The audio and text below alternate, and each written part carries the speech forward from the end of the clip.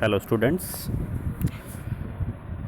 आज हम solution chapter का नेक्स्ट टॉपिक कर रहे हैं, दैट इज़ सॉल्युबिलिटी। किसी भी सॉल्यूशन की सॉल्युबिलिटी की बात करें, सॉल्युबिलिटी का मतलब है कि कोई भी सॉल्यूट, कोई भी सब्सटेंस एक सॉल्वेंट में या सॉल्यूशन में कितना डिज़ोल्व होता है। जैसे हम एग्ज़ाम्पल ले सकते हैं। फॉर एग्ज़ाम्पल हमारे पास 2 सैंपल हैं वाटर के, और एक बीकर में हम सॉल्ट ऐड कर रहे हैं, सॉल्ट डिज़ोल्व कर रहे हैं, और दूसरे सैंपल में शुगर डिज़ोल्व कर रहे हैं। तो डेली लाइफ का एग्ज़ाम्पल है, तो हमें पता है कि सॉल्ट ज़्यादा डिज़ोल्व होगा as compare to sugar. That is salt की सॉल्युबिलिटी हम कहेंगे ज़्यादा है। दैट इज़ जिसकी ज़्यादा अमाउंट डिज़ोल्व हो जाएगी पर्टिकुलर अमाउंट ऑफ सॉल्वेंट में, उसकी सॉल्युबिलिटी ज़्यादा होगी। तो हम डिफ़ाइन कर सकते हैं कि सॉल्युबिलिटी क्या है। It is the maximum amount of solute, या कहें maximum amount of any substance which can be dissolved in a particular amount of solvent और सॉल्यूशन। दैट इज़ कितनी मैक्सिमम अमाउंट सोल्यूट की डिज़ोल्व की जा सकती है एक पर्टिकुलर अमाउंट ऑफ सॉल्यूशन में। उस अमाउंट को, मैक्सिमम अमाउंट को क्या बोला जाता है? सॉल्युबिलिटी।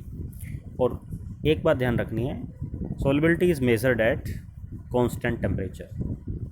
टेम्परेचर कांस्टेंट रहेगा तभी हम उसे सॉल्युबिलिटी टर्म से डिफ़ाइन करेंगे। अब सॉल्युबिलिटी को एक्सप्लेन करने के लिए हमें 2 फैक्टर समझने पड़ेंगे या 2 टर्म समझनी पड़ेंगी। First is dissolution. डिसोल्यूशन का प्रोसेस क्या है? किसी भी सोल्यूट को हम ऐड कर रहे हैं, that is continuous addition of a solute in a solution और सोलवेंट। कंटिन्यूस उसमें डिज़ोल्व करते जा रहे हैं, उस प्रोसेस को बोला जाता है डिसोल्यूशन। अब डिसोल्यूशन से होगा क्या? सोल्यूट की अमाउंट कंटिन्यूसली सॉल्यूशन में बढ़ती रहेगी, that is there is increase in the concentration of solution. Concentration का मतलब है सोल्यूट की अमाउंट इन द सॉल्यूशन। तो कंटिन्यूस अगर एडिशन करेंगे तो कंसंट्रेशन इंक्रीज होती जाएगी। इस प्रोसेस को बोलते हैं डिसोल्यूशन। लेकिन एक सॉल्यूशन की, एक पर्टिकुलर सॉल्वेंट की एक मैक्सिमम वैल्यू होती है, जिसमें मैक्सिमम सोल्यूट अगर डिज़ोल्व कर दिया जाए, उसके बाद फर्दर वो डिज़ोल्व नहीं होता, जिसको हम बोलते हैं सैचुरेशन पॉइंट। दैट इज़ जिसमें मैक्सिमम सोल्यूट प्रेजेंट हो। अगर आप उसमें फर्दर सोल्यूट डालेंगे तो फिर वो सोल्यूबल नहीं होगा। लेकिन रियलिटी क्या होती है, जब हम सैचुरेशन पॉइंट के बाद उसमें सोल्यूट डाल रहे हैं तो वो उसमें डिज़ोल्व तो हो रहा है, कंटिन्यूसली डिज़ोल्व हो रहा है वो, बट साथ ही साथ उसमें से सोल्यूट बाहर आ रहा है। जो डिज़ोल्व हो चुका था वो वहाँ से बाहर आ रहा है, उसको बोलते हैं क्रिस्टलाइजेशन। दैट इज़ सैचुरेशन होने के बाद क्या होता है, solute particles will collide with each other and get separated out. जब हमने एक्स्ट्रा सोल्यूट डाला सैचुरेशन से ज़्यादा, तो उसमें कोलिजन्स की वजह से सोल्यूट पार्टिकल सॉल्यूशन से बाहर आ जाते हैं, which is known as crystallisation. इसका मतलब क्या है कि डिसोल्यूशन का प्रोसेस और क्रिस्टलाइजेशन का प्रोसेस सैचुरेशन पॉइंट के बाद दोनों कंटिन्यूसली चलते हैं, और उस स्टेट को हम बोलते हैं इक्विलिब्रियम। मतलब क्या होता है, जब आपके पास सैचुरेशन पॉइंट आ गया है, उस पॉइंट पे dissolution and crystallisation occurs at same rate.